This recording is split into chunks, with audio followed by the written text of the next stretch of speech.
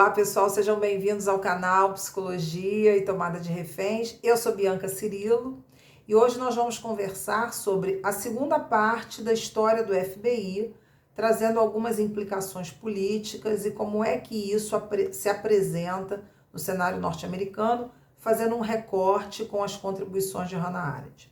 Muito bem, nós sabemos que o FBI, antes da criação dele em 1908, nós tivemos primeiro a criação do Departamento de Justiça norte-americano em 1870, século XIX.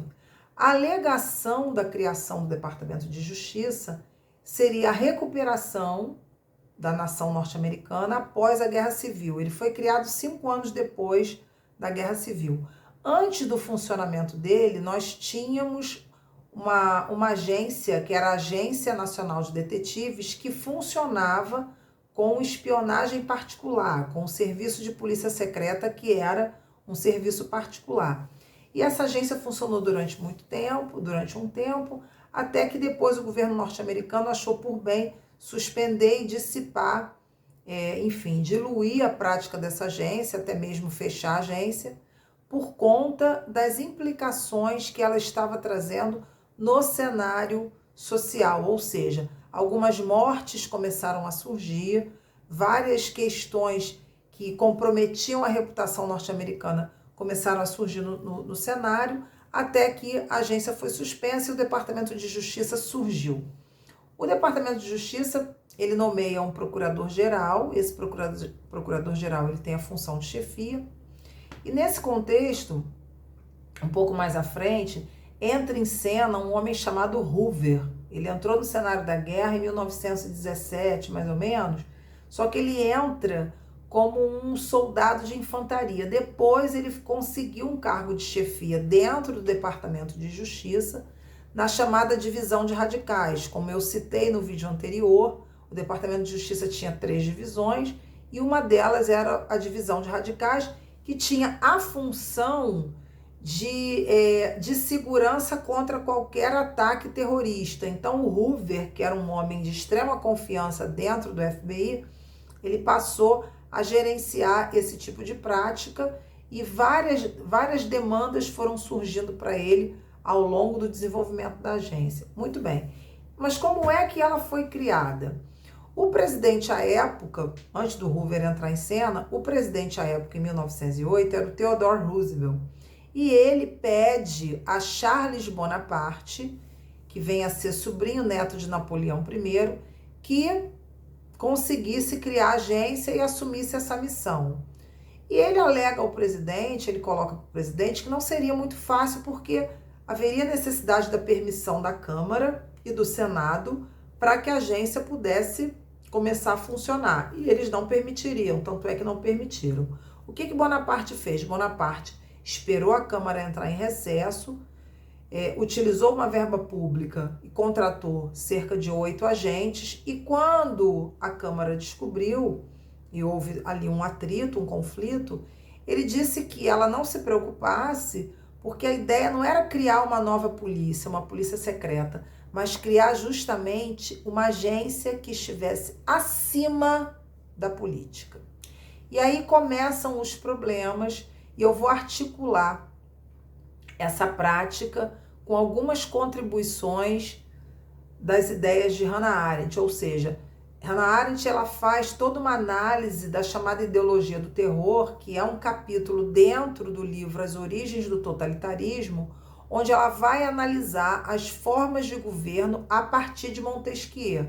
Então ela fala um pouco sobre a ditadura, ela fala um pouco sobre a tirania, e ela traz o regime totalitário como uma forma de governo baseada no terror. E é muito importante trazer essa articulação, por quê? Porque quando a gente vai compreender a motivação para se criar o FBI, é importante analisar o seguinte: o FBI responsável pela estruturação da doutrina de tomada de reféns, ele traz na sua origem, ele traz na sua forma de funcionar essa lógica que também atravessa a visão do fenômeno tomada de reféns. Há ali uma licença muito clara para agir em nome de uma lei estabelecida por ele, mesmo que esta lei não cumpra a proposta constitucional. E aí entra as contribuições de Hannah Arendt, quando ela vai trazer para a gente todo um aprofundamento do que é a lógica do Estado totalitário e a instituição desse tipo de forma de governo. E ela vai analisar nesse texto o seguinte: o totalitarismo, ele pretende ser uma forma de governo muito além da tirania, por exemplo. Ela diz que no Estado tirânico, ou na prática tirânica, você tem o governo de um homem só, mas você tem ali entre os homens um espaço preservado, que é o espaço político. Na tirania, você institui, né? O princípio da ação na tirania é o isolamento. Você isola, você concentra esse poder na mão de um homem só, e você isola a possibilidade de ação dos homens que estão sob o domínio desse homem só. No Estado totalitário, você tem algo muito mais grave. O Estado totalitário, ele se baseia no princípio da ação, ou seja, no princípio da ação do terror, melhor dizendo, ele anula a possibilidade de desejar. No Estado tirânico, você ainda tem um desejo que você não pode expressar, você ainda tem um espaço que você preserva a condição humana. No regime totalitário, na formação do Estado totalitário, nessa lógica do regime totalitário, você tem ali a produção do que ela chama de desamparo. Isso é muito interessante, importante compreender, porque se em um você está isolado, mas você ainda tem algum tipo de contato, um espaço comum que é preservado, no Estado totalitário, não. No Estado totalitário, ele pretende fazer o quê? Ele suspende qualquer conflito entre legal e ilegal, entre conflitos entre o que pode e o que não pode. Ele, na realidade, ele uniformiza, ele transforma, ela diz que, nesse contexto, você tem a transformação das classes em massas, é uma massa só. Então, voltando ao FBI,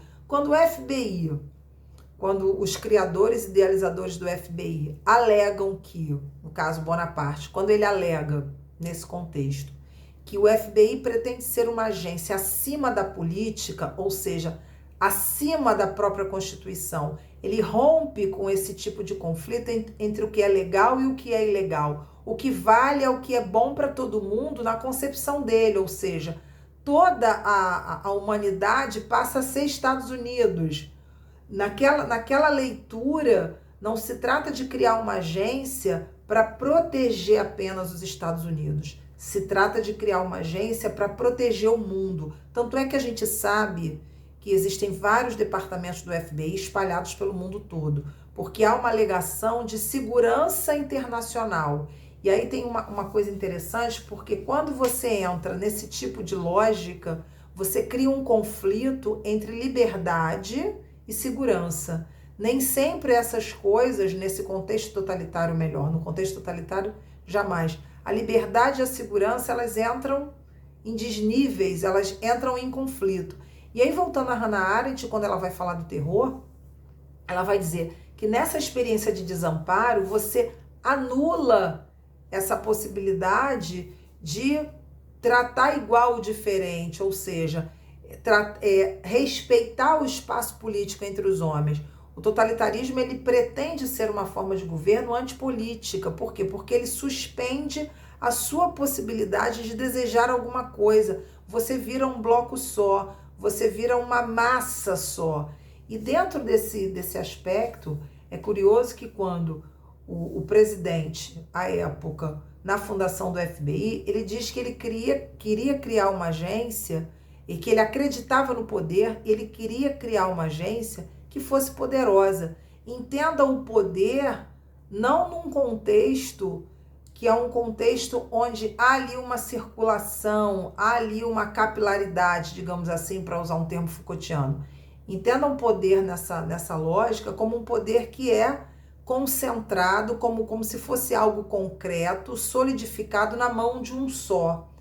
No Estado totalitário, você anula essa humanidade enquanto portadora de direitos, enquanto um grupo de indivíduos de classes diferentes, com culturas diferentes. Há uma anulação e há uma alegação de que você faz isso a bem da humanidade.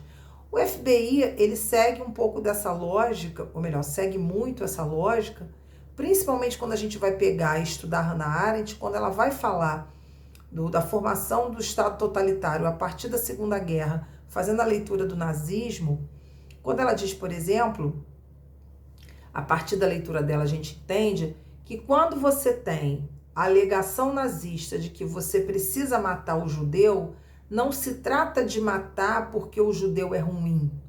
Se trata de proteger a humanidade matando uma suposta raça que seria uma raça degenerada que ameaçaria a continuidade da espécie. Isso é uma licença para o extermínio. O FBI, ele segue essa lógica. Quando eu invado o território do outro, quando eu suspendo o direito à privacidade, quando eu grampeio o telefone, quando eu monto toda uma guarda de vigilância ostensiva, descumprindo qualquer consideração ao espaço privado, eu estou na lógica totalitária de que vale a segurança internacional, que no fundo é a segurança norte-americana, nós sabemos disso.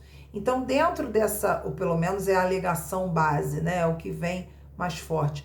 Quando a gente entende que há ali uma instituição de uma forma de governo extremamente grave, extremamente nociva, onde eu crio uma licença para matar, isso é muito perigoso, porque quando você vai para o cenário com reféns, há ali uma linha muito tênue, que não é tão simples você decidir qual é a vida que vai valer. Dentro da minha pesquisa, eu trabalhei um capítulo que se chama Salvar Matando e Matar Salvando, que pega exatamente essa lógica norte-americana, onde eu mato para salvar e eu salvo para matar. Dependendo do contexto em que esses aspectos se inserem, fica muito fácil entender que o norte-americano tende a ler esse cenário de uma maneira muito maniqueísta, ou seja, há um ato heróico, você cria uma agência que tem essa função heróica e essa agência vai ter um heroísmo que se mundializa. Quando a gente está falando da lógica do terror, a gente está falando exatamente de algo que institui essa possibilidade, de algo que naturaliza uma prática onde eu não estou invadindo o seu território. O território é do mundo, ou seja, a questão, uma ameaça planetária, é algo muito maior. Então é importante, gente, nós compreendermos que essa lógica totalitária, ela, para Hannah Arendt, ela faz parte de um sistema, de uma forma de governo que acabou se universalizando, principalmente a partir da Segunda Guerra. Quando você tem o contexto do judeu, a gente sabe ali que ele era o inimigo da vez. Havia toda uma alegação para que essa prática de anulação da vida ou de retirada da vida fosse justificada não como uma prática ilegal. Como eu falei no início, como Hannah Arendt coloca, no Estado totalitário, ilegalidade e legalidade, elas acabam. Existe apenas a necessidade de salvar a espécie, a necessidade de sobrevivência, a necessidade de fazer valer esse governo que torna as classes uma grande massa, e você perde ali exatamente essa questão idiosincrática, essa questão particularizada, política, politizada. E aí eu lembrei do Agamben, que também é um autor interessante, apesar dele ter uma leitura diferente da Hannah Arendt. Por exemplo, ele parte de um conceito que é o conceito de vida nua, no Homem Sacer, que é uma obra dele, que ele diz que o conceito de vida nua seria a admissão de que no humano você tem um espaço que é um espaço apolítico, espaço esse na condição humana que justifica matar. Ele chama de, é como se fosse uma vida matável, ele usa esse termo, ou seja, se existe uma parte apolítica, eu posso matar o judeu, Em nome dessa vida nua, eu posso matar a mulher, eu posso matar seja lá quem for, em nome de algo que não teria essa categoria política. Isso no cenário com reféns é muito perigoso, porque fica fácil decidir a vida que vale. A vida que vale seria do refém, a vida que não vale seria do tomador. Como eu falei, no contexto norte-americano isso parece fácil, mas quando você vai considerar os aspectos socioculturais, a coisa muda de figura. Então, assim, para Hannah Arendt isso é impensável, porque ela não consegue admitir nenhum espaço do humano que seja apolítico. O que o Estado totalitário faz é tentar suspender isso a partir de uma prática antipolítica, que não respeita esses limites dessa ação original, espontânea.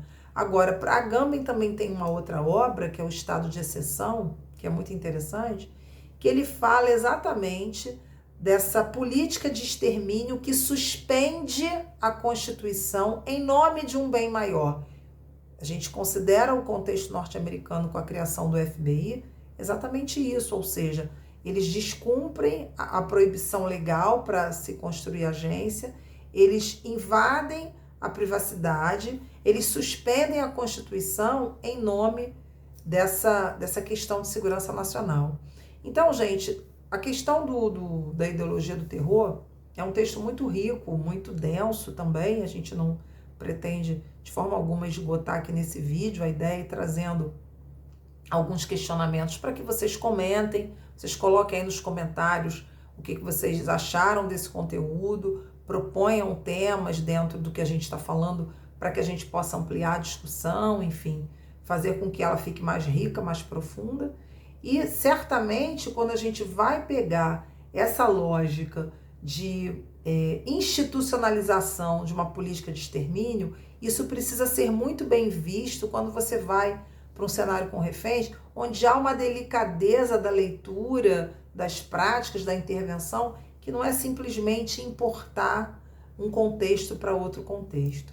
Ok, pessoal? Nós vamos ficar por aqui com esse vídeo, sem dúvida traremos mais conteúdo nos próximos. A leitura de Agamben é uma leitura bem interessante quando a gente vai fazer essa comparação com Hannah Arendt e aproxima, né, o que convém, o que não convém dentro dos dois autores.